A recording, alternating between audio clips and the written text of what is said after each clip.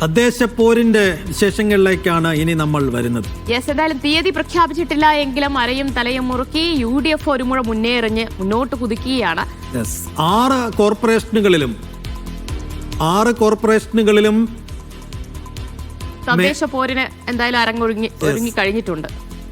6 കോർപ്പറേഷനുകളും അതുപോലെ തന്നെ മേയർ സ്ഥാനാർത്ഥികളെ ഉയർത്തിക്കാട്ടിയാണ് മുന്നണികൾ പോരിനിറങ്ങുന്നത്. പതിവിന് വിപരീതമായി ഇത്തവണ തിരുവനന്തപുരത്തും കൊല്ലത്തും UDF മേയർ സ്ഥാനാർത്ഥിയെ ഒരു മുഴം മുൻപേ പ്രഖ്യാപിച്ചു കഴിഞ്ഞു. NDF-ഉം LDF-ഉം എല്ലായിടത്തും ജില്ലകളിലെ മുതിർന്ന നേതാക്കളെ തന്നെയാണ് മത്സര രംഗത്തിറക്കാൻ ആലോചിക്കുന്നത്. BJP ഏറെ പ്രതീക്ഷ വെച്ച് പുലർത്തുന്ന തിരുവനന്തപുരത്തെ സംസ്ഥാന അധ്യക്ഷന്റെ നേതൃത്വത്തിലാണ് കരുനീക്കങ്ങൾ. നമുക്ക് റിപ്പോർട്ടേഴ്സ് ചേരുകയാണ്. തിരുവനന്തപുരത്ത് നിന്ന് വിജിൻ വായാന്തോടുണ്ട്, കണ്ണൂരിൽ നിന്ന് ബിജേഷ് ഗോവിന്ദനുണ്ട്, കോഴിക്കോട് നിന്ന് മുഹമ്മദ് അസ്ലം, കൊല്ലത്ത് നിന്ന് ലിജോ റോളൻസ്, തൃശൂരിൽ നിന്ന് നടരാജ് പരശുറാം, കൊച്ചിയിൽ നിന്ന് സിജോ വർഗീസ് എന്നിവരാണ് ചേരുന്നത്. ആദ്യം നമുക്ക് ഇവിടെ നിന്ന് തുടങ്ങാം. ആദ്യം തിരുവനന്തപുരത്ത് തന്നെ തുടങ്ങാം. ബിജിനുണ്ട്. ബിജിൻ, തിരുവനന്തപുരത്ത് എല്ലാ എതിരാളികളെ മുഴുവൻ ഞെട്ടിച്ചുകൊണ്ടാണ് ശബരിനാഥനെ മേയർ സ്ഥാനാർത്ഥിയായി UDF കോൺഗ്രസ് പ്രഖ്യാപിച്ചത്. കെ മുരളീധരന്റെ മേൽനോട്ടം അവരുടെ കോൺഗ്രസിന്റെ എല്ലാ സ്ഥാനാർത്ഥികളുമായിരിക്കുന്നു. ഇനിയിപ്പോൾ ഘടകകക്ഷികളുടെ സ്ഥാനാർത്ഥികളാണ് അറിയേണ്ടത്. അതെപ്പോഴത്തേക്കുണ്ടാകും? കോൺഗ്രസിലെ UDF-ലെ ഈ നീക്കങ്ങളെ എങ്ങനെയാണ് LDF-ഉം BJP-യും കാണുന്നത്?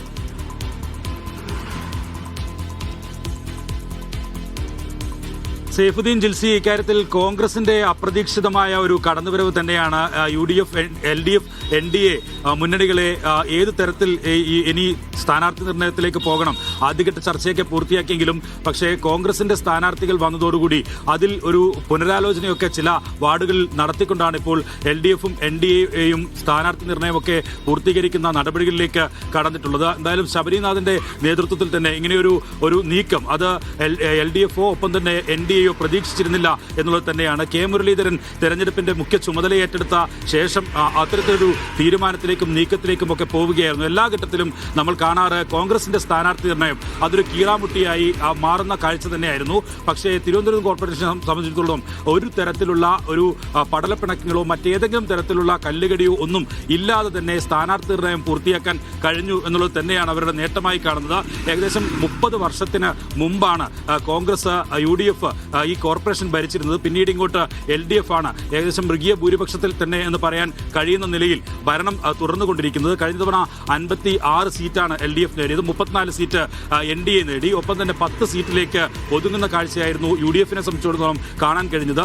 അതിൽ നിന്നൊക്കെ ഒരു തിരിച്ചുവരമാണ് UDF എന്തായാലും ഇക്കുറി ആലോചിക്കുന്നത്. അതുകൊണ്ട് തന്നെയാണ് ഇത്തരത്തിൽ നേരത്തെ തന്നെ തെരഞ്ഞെടുപ്പിന് വിജ്ഞാപനം പോലും വരുന്നതിനൊക്കെ മുമ്പേ തന്നെ ഇങ്ങനെയൊരു സ്ഥാനാർത്ഥി പ്രഖ്യാപനം നടത്തുകയും അവർ പര്യടനവും ഒക്കെ പൂർത്തീകരിച്ചുകൊണ്ട് മുന്നോട്ട് പോകുന്ന കാഴ്ചയും ഒക്കെ കാണാൻ കഴിഞ്ഞത്.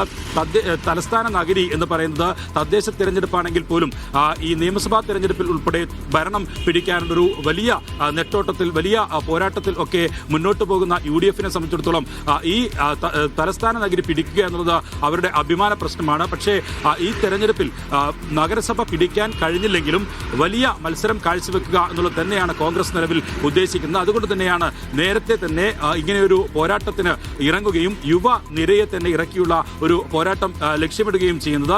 ഇത് LDF NDA ക്യാമ്പിൽ ഉണ്ടാക്കിയ ആശങ്ക ചെറുതല്ല എന്നുള്ളതാണ്. നിലവിൽ ഇതുവരെയും സീറ്റ് വിഭജനം പൂർത്തിയായിട്ടില്ല എന്നുള്ളതാണ് LDF-നെ സംബന്ധിച്ചിടത്തോളം കീറാമുട്ടിയായി നിൽക്കുന്നത്. പക്ഷേ അത് പരിഹരിക്കപ്പെടും. വിജ്ഞാപനം ഇറങ്ങുന്നതോടുകൂടി തന്നെ ഈ സ്ഥാനാർത്ഥികളെ പ്രഖ്യാപിക്കും എന്നുള്ളതാണ് CPM-ഉം പറഞ്ഞിരിക്കുന്നത്.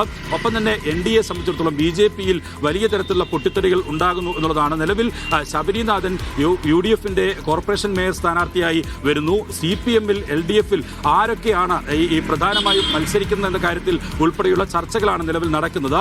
അതിൽ SP ദീപകിന്റെ പേരാണ് കോർപ്പറേഷൻ മേയർ സ്ഥാനാർത്ഥിയായി ഉള്ള പരിഗണനാ പട്ടികയിൽ പ്രധാനമായും ഉള്ളത്. നേരത്തെ തന്നെ SP ദീപകിന്റെ പേര് ഉയർന്നു കേട്ടതാണ്. തിരുവനന്തപുരം നഗരത്തിൽ SFI പ്രവർത്തകനായൊക്കെ പ്രവർത്തിച്ച് DYFയുടെ നേതാവൊക്കെയായി വളർന്നു വന്ന ആളാണ്. മുൻ ശിക്ഷാ സമിതി അധ്യക്ഷനായിരുന്നു.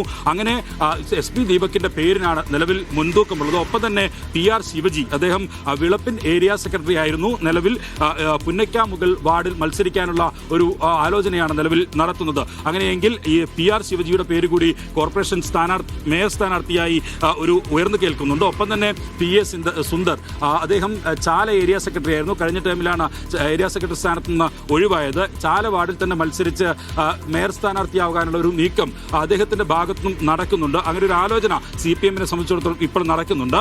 ഒപ്പം തന്നെ K. ശ്രീകുമാർ, അദ്ദേഹം വഞ്ചൂർ ഏരിയ സെക്രട്ടറിയാണ് ഇപ്പോൾ. ഒപ്പം തന്നെ മുൻ മേയറാണ്. മുൻ മേയർ എന്ന് പറഞ്ഞാൽ അതായത് VK പ്രശാന്ത് നിയമസഭയിലേക്ക് മത്സരിച്ച് ജയിച്ച ഘട്ടത്തിലാണ് അദ്ദേഹം മേയറായി വരുന്നത്.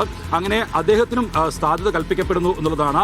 NDA സംബന്ധിച്ചിടത്തോളം ഇക്കാര്യത്തിൽ VV രാജേഷ് കോർപ്പറേഷൻ നിലനിർത്തുക എന്നത് LDF-നെ സംബന്ധിച്ചൊരു വലിയ അഭിമാന പ്രശ്നമാണ്. പക്ഷേ